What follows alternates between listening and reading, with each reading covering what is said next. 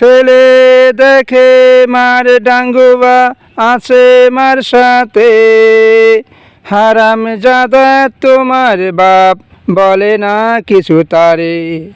পাড়ার লোকে শোনায় কথা শোনো তুমি কানে, মাকে যে প্রশ্ন করো বাবা আমার কে, মাকে যে প্রশ্ন করো বাবা আমার কে। আমি গায়ক, তুমি প্রেমের ডাক্তার, তাকে দিদি বানিয়ে তার বাড়িতে আসা যাওয়া করলে সকাল বিকাল রাত, এভাবে 12 বছর কাটিয়ে দিলে। তুমি তো ডাঙ্গুয়া হয়ে গেছো, 12 বছরের হিসাব তোমাকে দিতে হবে।